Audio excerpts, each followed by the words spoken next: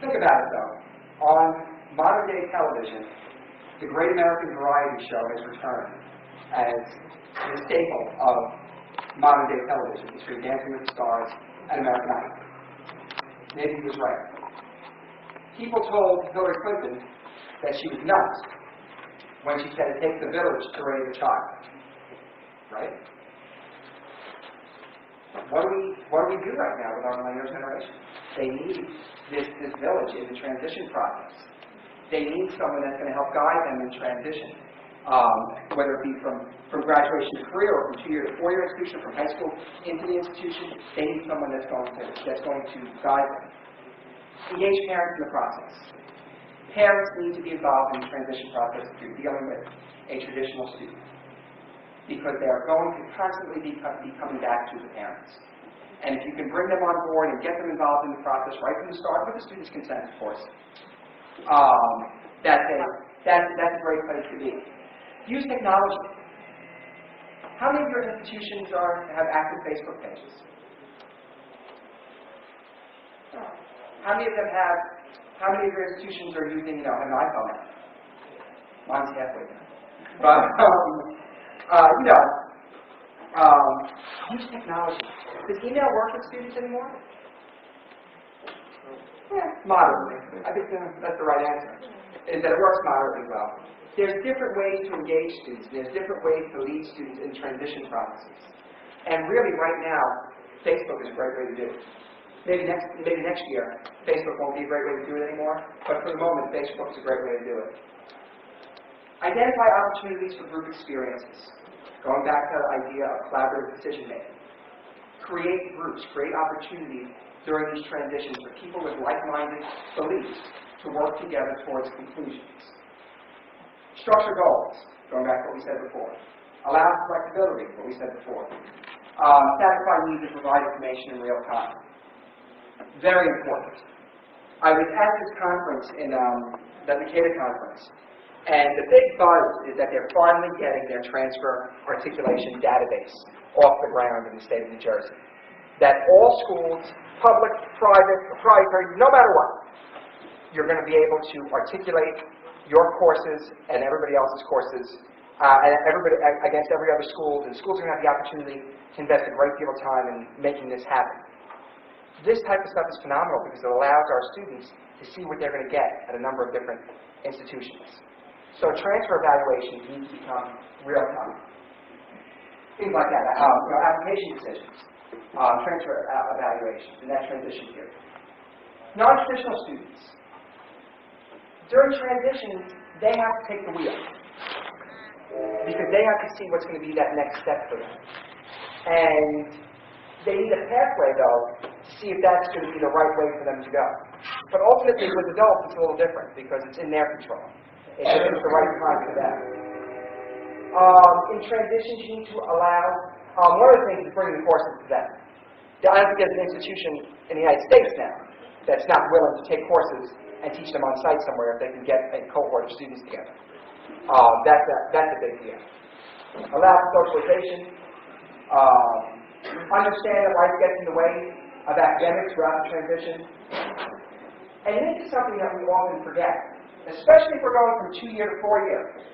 Teach the meaning of being a college student with these groups, because they're not familiar with it, and they're not expecting what that immersion into that 4-year environment is like. Especially if you get a student that's doing 2 years at a community college, and then transferring to Columbia. 2 years at community college, then transferring to NYU. Very bright adult student. Well, the work doesn't change. The course load doesn't change. The expectation doesn't change for that student because they're bright and adult. And then for our immigrant students, that's what it's all about.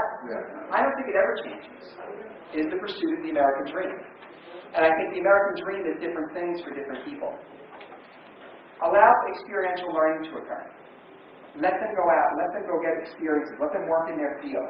Let them see differences between the work environment in the United States and their field versus their home country.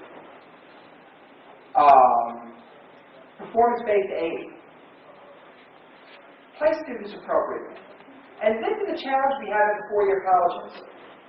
Just because you are graduating from the ESL program doesn't mean you need remedial math. And they do it a lot at four-year colleges. Just because you're graduating from the ESL program doesn't mean you can't get through a science course.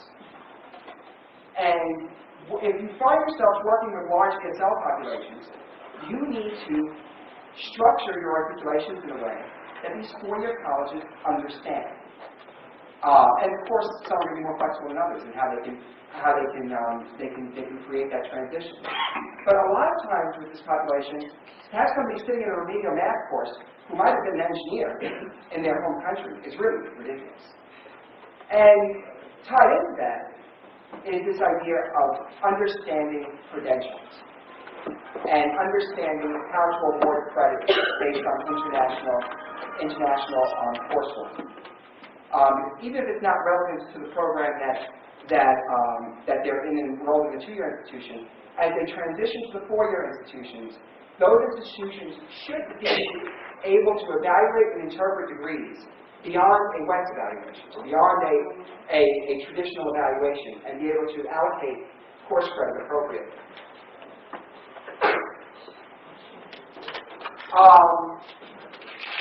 Presenting a two-year college with a four-year plan allows students to begin with the end in mind, present the opportunity to transfer to a four-year school as part of the admissions process, and carry it all the way through.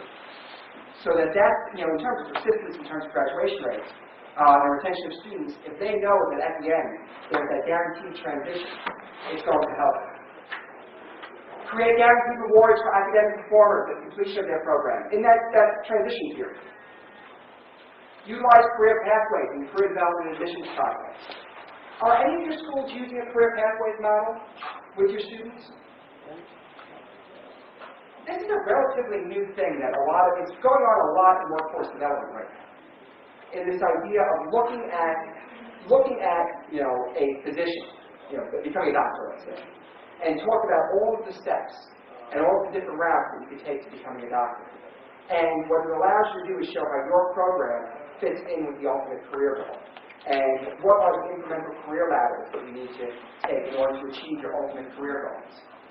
And for the two-year institution, it allows you to sell what careers are available at that point, how that's going to help them in the four-year institution.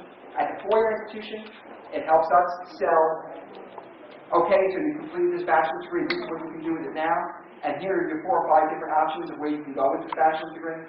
And these models take forever, and they're to compile.